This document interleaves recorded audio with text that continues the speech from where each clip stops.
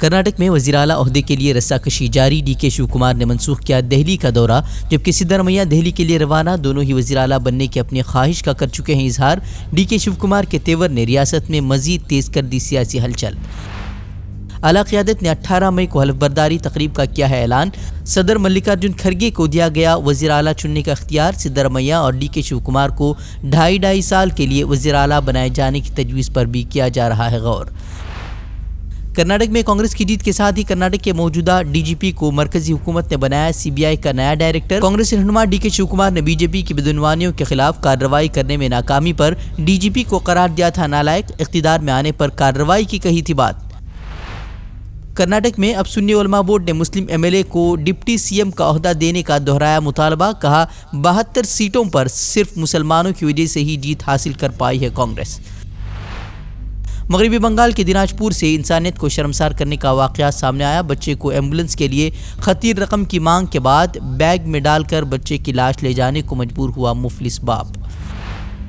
اتراکھنڈ میں سرکاری اراضی کو تجاوزات سے پاک کرنے کے نام پر مذہبی مقامات پر بلڈوزر کارروائی جاری، وزیر اعلیٰ کے اعلان کے بعد اب تک 300 مزار منہدم، 150 سالہ قدیم مزار پر بھی چلا بلڈوزر، مقامی لوگوں میں ناراضگی۔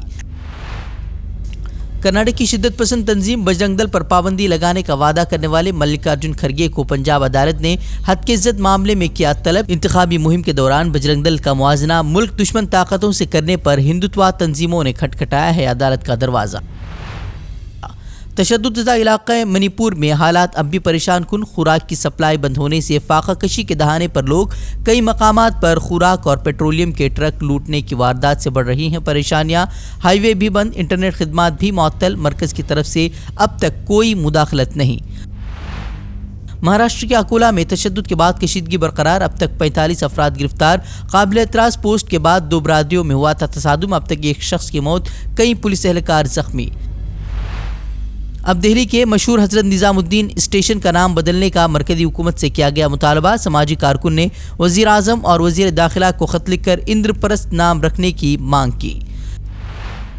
نائب صدر جگدیپ دھنکڑ اور مرکزی وزیر قانون کو عہدے سے ہٹانے کا مطالبہ کرنے والی عرضی کو سپریم کورٹ نے کیا خارج، سپریم کورٹ کے وقار کے خلاف بیانات دینے والے ان رہنماؤں کو نااہل قرار دینے کا عدالت سے کیا گیا تھا مطالبہ، آئینی عہدے پر رہتے ہوئے عدالت کے خلاف لگاتار بیانات دے رہے تھے دونوں لیڈران۔ ترکیہ میں صدارتی انتخابات میں کوئی امیدوار فیصلہ کن برتری حاصل کرنے میں ناکام، اب 28 مئی کو رن آف الیکشن میں ہوگا فیصلہ، طیب اردوغان اور کمال کلیچداروغلو کے درمیان ہوگا مقابلہ۔ صدارتی انتخابات میں اردوغان کو حاصل ہوئے تھے 49.42% ووٹ، جبکہ جیت کے لیے 50% ووٹ حاصل کرنا ضروری۔ ترکی کی 100 سالہ تاریخ میں یہ پہلی بار ہوگی دوبارہ ووٹنگ۔ یوکرین میں اسپتال کو بنایا گیا میزائل حملے کا نشانہ، 4 افراد ہلاک، 8 زخمی، یوکرین نے روس پر لگایا حملے کا الزام۔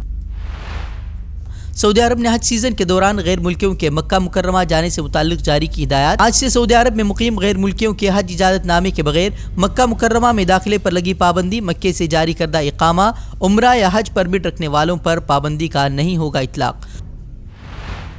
صومالیہ میں موسلادھار بارشوں کے بعد سیلاب سے تباہی کے مناظر، اپنے راستے میں آنے والی ہر چیز کو تہس نہس کر آگے بڑھا سیلاب، مختلف واقعات میں 22 افراد نے ہاری جان کی بازی، 500 کے قریب افراد زخمی۔